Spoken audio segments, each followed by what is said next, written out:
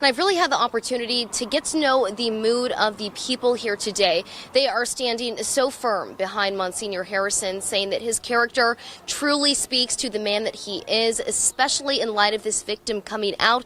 They just don't believe it, they say. Now, many people have been speaking out about the good that Monsignor Harrison has done for our community. Take a listen to what one parishioner had to say. Deeply saddened that there could be someone so troubled to make allegations about one of the best people I've ever known. That's Father Craig. He's the real deal. You want to see a real Christian? That's what he is. He's given his entire life. He sacrificed everything. And speaking with members of this community, they are asking for prayers of support in this very difficult time. And I have reached out to the Diocese of Fresno to try and get in touch with that victim, but no call back just yet. But again, the mood here, very solemn this morning, but I can say a lot of hope. These people, they know Father Craig's character, they say, and they stand firm behind that. You can see it's a pretty quiet scene here at the hospital this morning, and that's good news. I'm here to calm your nerves because last night there was a call of an active shooter. I want you to take a look at what it looked like last night. I'm here at Breckenridge Road in Mesquite Lane. Take a look behind me. This is the house where that suspect drove and shot a man and a woman. Now, family on scene last night told us that this was actually a father and a daughter, a very scary situation. Now, I am here on the Tejon Pass, and get a look at all of this snow. This is the first little bit sticking to our pavement this morning. Here you can get a look, though, down at the Grapevine. Right now, traffic is moving smoothly at this hour, but CHP is pacing traffic just to be sure. Of course, we have Caltrans on standby. They're ready to throw brine down on the roads just in case to make sure everyone is safe. But this morning, I'm actually joined by CHP Sergeant Tyler with a little bit of information on how to stay safe on the roads. Good morning, Sergeant. Now, volunteers are coming back from hitting the streets and counting members of our community that are homeless. Now, this is an incentive bag. Volunteers have been giving them out all morning. Inside are things like socks. Good morning, Sarah. Can you see me waving here in this screen? Well, take a look. We are actually using artificial intelligence this morning. I'm joined now with Chris with Motivo Engineering. What is happening here? We have touch screens. This looks like a farming Apple store. I'm on Old River Road right now. Okay, so take a look at these very rainy conditions this morning. You could see as cars are still making their way, but I want to tell you and encourage you that people are moving at a slower pace this morning. So there you can see a lot of slick roadways. Our windshield wipers are really moving at a quick speed. I'm about to test out my farming skills this morning. Now, I'm going to let you know I'm a little nervous, but Jeffrey, walk me through this thing like what you can do if you come on out to the expo today. Farmers, they got to get fed, okay? So we are here with the Kaweah River. They've been here at the Ag Expo since 2004, serving up their famous peach cobbler. So we're going to show you how to make it. Good morning, ladies. Dave, Rochelle, this may just look like any other factory in the Central Valley behind me, but just a few hours ago, it housed some of the biggest names in the Republican Party. Factory workers at EMC giving tours to some high-profile guests today. I'd also like to introduce Mr. Paul Ryan, who is the Speaker of the House. The Aerial Works platform facility, usually humming from machinery, now filled with the chatter of none other than the Secret Service. I've never met him before, so it was an opportunity of a lifetime. You know what? It's great for Kerman and it's great for the state of California. Mayville Engineering Company. Speaker of the House Paul Ryan and California Congressman David Valadao meeting with EMC employees, hoping to use this factory as an example for Washington's tax cuts put into action. Since we passed tax reform, we have seen so much good news. We have seen millions of workers get pay raises. And how many here were affected by a $1,000 bonus? Aside from Speaker Ryan's visit to this California city, he isn't too far from another high-profile member of Congress's hometown. Both the Speaker and I have endorsed Kevin to run and to be Speaker. I don't think he's officially announced that he's running. We always obviously assume he is, and I think he's got a really good shot at it. Congressman Kevin McCarthy of Kern County, someone Valadao says he'll do whatever he can to see as Speaker of the House. We're going to keep working to make sure we have enough of a majority to make sure that that we do hear Speaker McCarthy from the Central Valley. And Speaker Ryan says coming here with Congressman David Valadao and seeing these tax cuts put into action, well, that's what it's all about. Reporting live from Kerman, California, Triolo, Eyewitness News. The Ventura County Fairgrounds is bustling today as better weather conditions signal a new chance to fight the Thomas Fire. Ventura County is blanketed in smoke as the Thomas Fire continues to burn, ripping thousands of residents from their homes. So we just drove down to friends in Ventura, and then they were evacuated, so we drove here. And we slept in the car last night, and we're just hoping that our little valley is okay. Resources are being pulled from around the state, even prisoners suiting up to take down this blaze. And these inmates are in strike team configurations out here, actively fighting the wildland fire with CAL FIRE supervision. The Ventura County Fairgrounds serving not only as an evacuation center, but an incident command center for fire crews. We're really focused in the next few days making sure that everybody has the resources they need, food, water, shelter, that they're getting all the information that they possibly can about evacuations, about when they may be able to return to their homes. Officials say conditions are better to fight the Thomas Fire today, with wind speeds settling down. We're expecting slightly lower wind speeds today than we have in the last couple of days, but again, the winds are very shifty, and even a small amount of wind can really add to the fire behavior.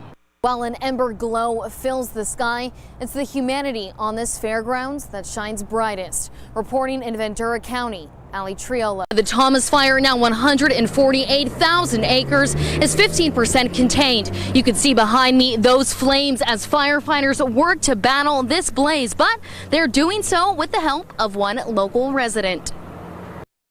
Homes turn to ash, flames still ripping through Southern California as firefighters work tirelessly to put them out. Usually we're wound down by now, and this is our time off. Not in California anymore. We're year-round. As crews work long hours battling this blaze, they're getting help from a local dance teacher. I thought I had a stressful job. This isn't anything compared to what they go through. Hatoa started a fundraiser at the beginning of the week and has been handing out care packages to crews ever since. Hi, we have bags with some snacks, eye drops, chapsticks and everything. Would you like one? The smile on his face, it means everything. It makes them feel good that people support them in what they do. Hatoa, born and raised in Ventura, grateful for those protecting his home. I've been raised here my whole life, and it hits the heart. So this is Ventura County family. We're a unique county, filled with unique people, filled with talented people, educated people. He says while the month of December is clouded in smoke, it's the reason for the season that will help this community persevere. Throughout this month, what we look forward to is the joy that Christmas brings, even through a disaster, a devastation such as this. Christmas, Hanukkah, Kwanzaa still has a spirit to it that allows us to say, hey, we can still push through this, we can continue, or as many have been saying, we can rise through the ashes.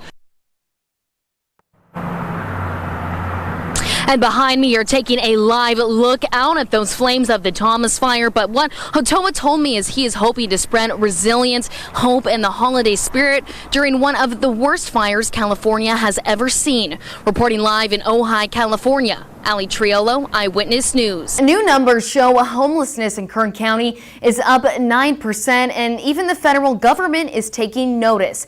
But today, I went beyond the statistic and spoke with locals directly involved with the homeless community. Here's what they have to say about what we can do to help.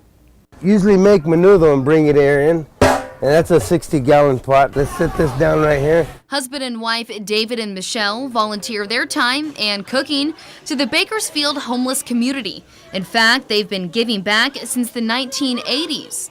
Reach out a little deeper in your heart, because you could always make a difference in one person's life, even by a gesture or a good deed. The federal government is stepping in, hoping to spur more good deeds by giving Kern County $5.5 million to help our communities rise in homelessness. But it's for, extra beds. A lot of it is for emergency services and for transitional housing, so it is going directly to the issue. The United Way of Kern County assisted the Homeless Collaborative in creating the proposal for this money. But Jill says the real issue in town is the way Bakersfield perceives people that are homeless. to stop thinking of them as a subhuman category. These are our brothers and sisters on the street. 200 people at a time stay at the Bakersfield Homeless Center. Mark works there and says he hears this sentiment all of the time. I think there's a common census here that a lot of the people feel like people look down on them because they've hit bad hard times. And maybe if people realize, some people, if you live paycheck to paycheck, you're just one paycheck away from being homeless. Mark says adding more programs and shelters is the best way to make this money count. And Clarindy, who's used these services for over a year, sees their success firsthand. Get your Section A, they help you find jobs, and they feed you 3 times a day. Clarindy says Kern County needs more programs like the Bakersfield Homeless Center to tackle the rise in this population. This shelter right here is pretty good, but it's not enough room for the whole people that's out there. And in the meantime, David and Michelle will keep volunteering and encourage others to do the same. If we can develop a trade center where we can guide them, guarantee them a trade when they leave and keep them off the streets and focus on positive stuff, then we'll have an impact. She wants me to ask all of you, what's the average temperature of a sheep? 102.3. Okay, good job. Mr. Forshee is prepping members of the Kern River 4-H for this year's livestock auction. His recipe for success? Head, heart, hands, and health. And to me, that means a lot. These are the words that make up 4-H. All 34 clubs, close to 800 members, and over 300 volunteers right here in Kern County. I've actually had 3 go through it, and they just learn so much responsibility. How much are you feeding them? This is a livestock project. Kids receive an animal months before the fair and raise it to be auctioned off in September in hopes of earning their own money for things like college. The Kern County Fair to me means showing all your hard work that you put into it. But 4-H isn't the only group in town getting ready for this year's auction. I wasn't in 4-H before. I started FFA last year. Oh! This is Olivia's second time raising an animal through Future Farmers of America. So you have to stick with it. They're going to be stubborn. They're just like little kids. Olivia says FFA has helped her become a leader, and her teacher says this is the norm for all his students who go through the high school program. And so there's lots of life skills that they learn along the way with raising an animal project. Okay, take them back. Such as maybe the hardest skill of all, learning to say goodbye. They learn, and respect their food and understand where it came from. I mean, they get sad. To get them in to sell them at the sale, and you'll see some of those little blue tears coming down their eyes. But even though letting these animals go may be difficult, programs like FFA and 4-H are teaching something far greater than just how to care for an animal. I think it's teaching them that life has a lot of things in store and that you have to part with things on occasion. And the CEO of the Kern County Fair, who's seen these programs put into practice for generations, confirms all of this and more. The kids, when they go through these programs, FFA, 4-H Grange, I mean, they're some of the most responsible kids I've ever seen. Live in high definition from Fox 58 in Bakersfield, this is Breaking News. Welcome into Eyewitness News on Fox 58. I'm Ali Triolo. We are covering breaking news out of France right now as the iconic Notre Dame Cathedral is up in flames. We want to bring you out to a live look at the scene. Right now, a raging fire at a chemical plant near Houston is still sending some plumes of toxic chemicals into the air. Officials say it could take 2 days for the fire to burn itself out. Well, the fire started Sunday morning and 6 tanks are now burning. We want to bring you out to a live look out at that plume of smoke. Breaking overnight, a man is dead after being struck by a car in northeast Bakersfield. It happened just before 9 last night. Police say a man was walking outside a crosswalk. Now we want to take you out to breaking news. A shelter is in place that has been ordered for the area near a Texas chemical plant that burned for nearly 3 days. You are taking a live look out at a Houston freeway where traffic is being diverted. We have been following breaking news out of East Bakersfield, finally getting some information on what took place this morning. We want to bring you out to a live look at West Drive in Monterey. Right now, 7 sheriff's officers are there on scene, and they actually responded to that blue home. What we now know is that there was a reckless discharge. Officers then went into the home, did some investigating, and it looks like that's sort of where they're at within this process right now. You could see one officer even wearing gloves. If you need a bit of a boost, you might just be able to think about coffee. A new study out of the University of Toronto looked at the effects of the brain when people just thought about the drink. Today, we are joined with Congressman-elect TJ Cox of California's 21st District, which of course includes part of us here in Kern County. You know, in 7th grade, my elementary school, Southside School, had the Wizard of Oz for our school play, and I was actually Dorothy. Were you really? Yes, okay, but here's the thing. You know how she has those braids? Yes. My mom didn't know how to braid. And so we had to have our neighbor come over every morning before school and put the French braids in my hair. And I felt beautiful because I never had a braid in my hair before. And the best part, I think, back on that play is getting to have French braids. Isn't there like a restaurant, the Hungry Bear? I don't know. There's a game, the Hungry Hippo. It's at Magic Mountain, the Hungry Bear restaurant. All right, next up, Hungry Hippos. That's a great game, by the way. You press the little. That is insane, 59 Aaron. hours and 6 minutes. Don't forget those 6 minutes, because that's when you really feel it. 59, you can make it through. I want to know who's going to do that. I feel like if anyone, it'd be you. No? Would you do that? No. Even Aaron Perlman's tapping out. My All right, we wife want the real might do super it. fans.